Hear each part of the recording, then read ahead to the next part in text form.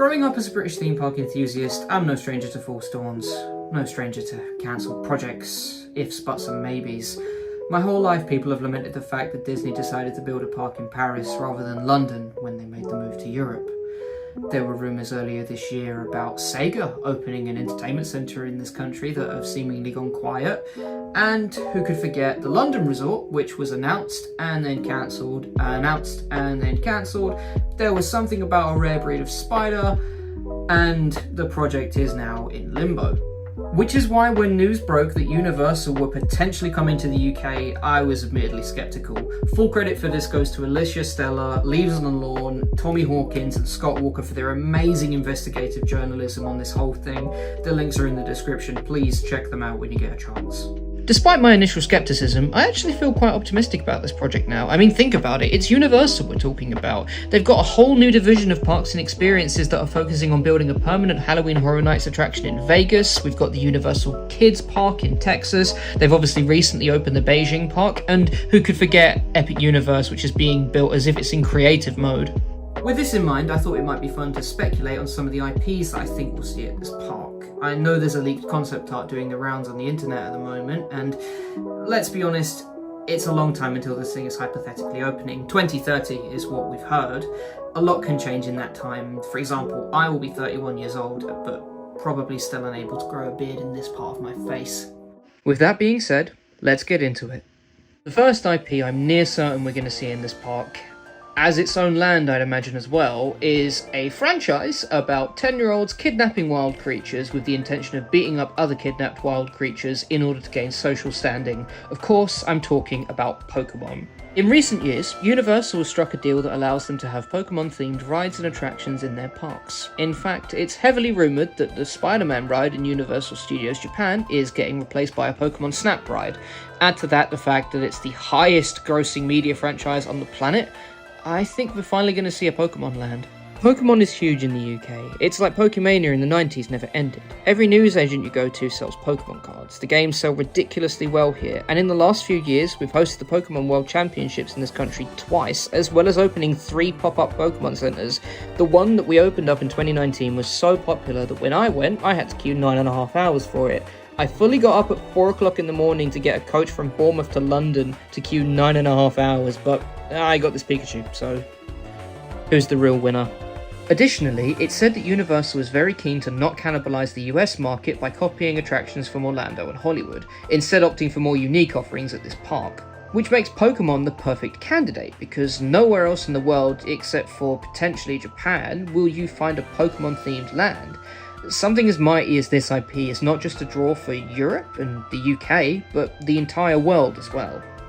As for the sort of rides I'd expect to see, I imagine that we'd get a clone of the rumoured Pokemon Snap attraction that's being implemented in Japan. Additionally, I imagine we'd get an incredibly large-scale theatre show based around a Pokemon battle using things like drones, LED screens like they have in the Born Stuntacular, and I also believe that we'd get some large puppets similar to how Untamed, the How to Train Your Dragon show from Beijing, uses them as well. To crown this land off, I imagine we will get a launched winged coaster based on Charizard. Similar to how Fly functions in Phantasialand, where it weaves in and out of the land that it's based in, I imagine that this roller coaster will do the same. The only thing I'm not certain of when it comes to this land is the landscape of it. I don't think Universal are going to base it off of something from the Kanto region or Johto. In fact, I don't think that they're going to base the landscape of this land on anything from the games. I think it will be an entirely new Pokemon region made up for the theme park, kind of like how Disney made up Batu for Galaxy's Edge. Hopefully more interesting, and hopefully with a lot more animatronics in it as well. And I know that this is absolutely not going to happen, but I would love a Pokemon Ghost Train. A Haunted Mansion style attraction starring Gengar and friends would be amazing, but I highly doubt we'll see it. But we'll probably see him at Halloween Horror Nights, which is good enough for me. Grim grinning Gengars, anyone? The next IP I'm convinced will be getting its own land is Lord of the Rings. Along with Pokemon, this will be the jewel in the crown of this park.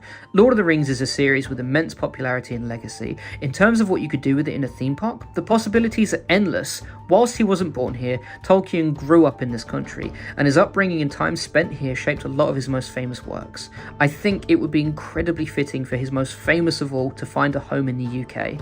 The theme park rights for Lord of the Rings have been the subject of debate for many, many years. I always thought that Disney would secure them and build something in Hollywood Studios or Animal Kingdom, but it looks for all the world as if Universal already have them. Owing to Alicia Stella's wonderful reporting once again, there is a concept art for a Rivendell land that apparently was being earmarked for the expansion of Epic Universe, but I don't think it's going there.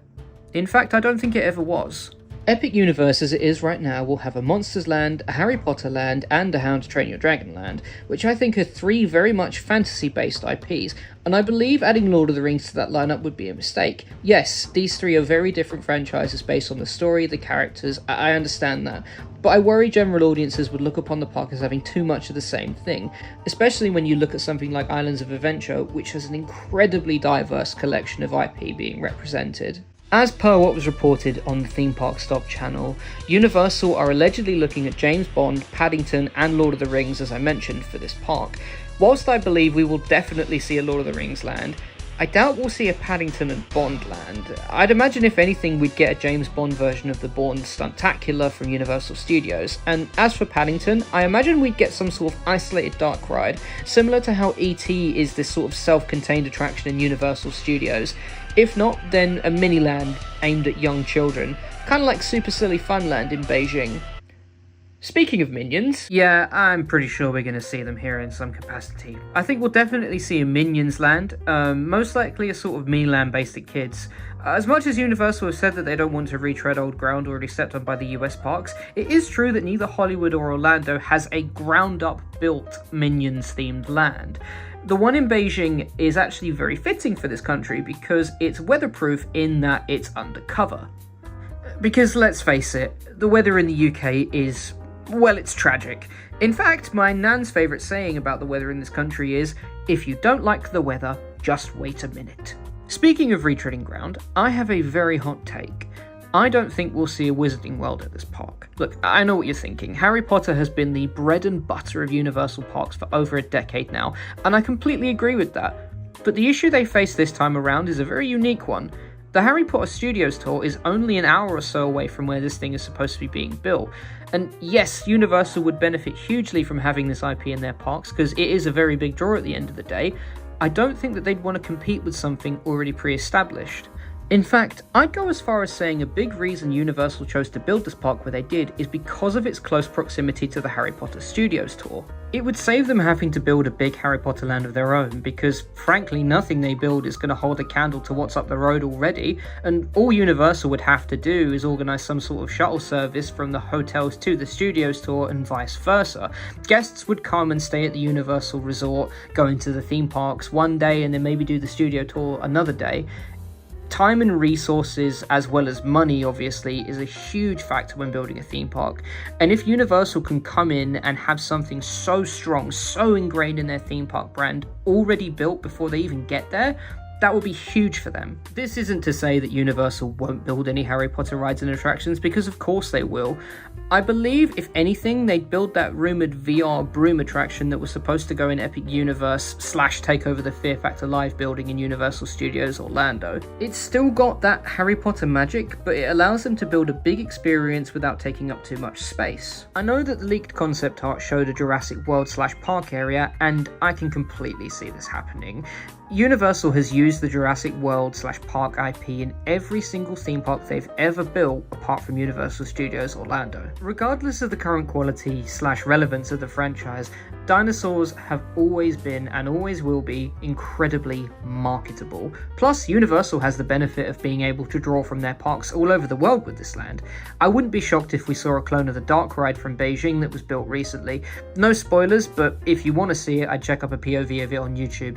It has the most amazing animatronic I've ever seen on it. Whilst I can see a clone of the Dark Ride from Beijing making an appearance at this park, I don't think Universal would also recreate a riverboat adventure, purely because for most months of the year in the UK, riding a water ride is not a pleasant experience. Instead, and this is a very, very big call, probably not going to happen, but I think if they were to build a big marquee roller coaster for this land, it wouldn't come from the Jurassic World or Park franchises.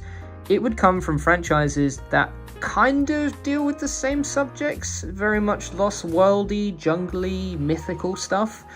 Those franchises being King Kong and Godzilla. More specifically, a dueling coaster that pits King Kong and Godzilla against each other, similar to how Starfall Racers is a rhythmic and ethereal experience where you lavishly dance across the stars. This is a roller coaster about a big monkey and a lizard beating the stuffing out of each other. The Jurassic IP, the Lost Worldy aesthetic, is such a staple across the planet when it comes to Universal Studios. I would be mystified if we didn't see it again. It's a pretty safe bet to assume that at least one DreamWorks property will be heavily featured in this park. There's obviously a lot to choose from: Shrek, Kung Fu Panda, How to Train Your Dragon, Trolls, Madagascar being the most notable. I don't know that we'd see something similar to DreamWorks Destination, because Universal is working on a brand new theme park from the ground up, whereas DreamWorks Destination is a re-theme of a pre-existing land that's admittedly having new structures built, new experiences created. The fact that Universal has carte blanche to say, you know what, we're going to make an incredibly colourful, kinetic and bouncy Trolls land, or we're going to hang a plane out of a tree and make a Madagascar land, I don't know, but because DreamWorks is such an integral part of the brand, I can't imagine that we won't see it. I'm just not sure what we will see. This next part of the video is going to be chock full of very outlandish predictions and ideas. It's very likely that this entire portion is going to age like milk, so kindly take everything I say with a grain of salt and just try to enjoy yourself. Oh! Who lives in a pineapple under the sea? That's right, SpongeBob is one of the most famous fictional characters of all time. His show has touched multiple generations of people and equally annoyed multiple generations of parents in the process. With an incredibly strong brand identity, a cast of characters which, let's face it, are household names, I think this would be a humongous draw for Universal. Imagine an AR jellyfishing ride, dining in the Krusty Krab, a dark ride where you need to stop Plankton from taking the secret formula. There is so much that you could do with this franchise. It's incredibly famous globally and would be a huge draw if they decided to go for it. SpongeBob has already made plenty of appearances in amusement parks across the world, mostly inside of shopping malls for some reason, but at the same time, a big budget, from the ground up SpongeBob land based in Bikini Bottom would be incredible. Universal seems to agree with my opinion as well, because they're building a SpongeBob land in the kids park that's going to Texas. Whilst I wouldn't necessarily want a copy of that in this park, the fact that Universal's even willing to consider SpongeBob as having his own land is really promising, and makes me feel optimistic that it's something that we might see in the UK park. Another incredibly strong argument for having this land is the fact that it would most likely be entirely indoors. It would actually function better than being outdoors, in fact, by virtue of the fact that they could project things onto the walls, the floors and the ceilings to make it look as if you're underwater. And as previously mentioned, if this park is going to be successful, then it's going to need to be weatherproof. Although I imagine walking around an outdoor Bikini Bottom in the pouring British rain would be pretty immersive. Okay, this next one is the biggest stretch of the video, based on absolutely no evidence and just a feeling I've got, plus a pattern I've noticed over the last few years. Everyone knows that Universal has struck gold by blending theme parks and video games together with Super Nintendo World, which has opened at multiple locations across the globe. Bringing Mario to your theme park is a tremendous flex, the Mickey Mouse of video games. So what better way to follow up such an acquisition than bringing in the second most famous video game character of all time? I am, of course, talking about Sonic the Hedgehog.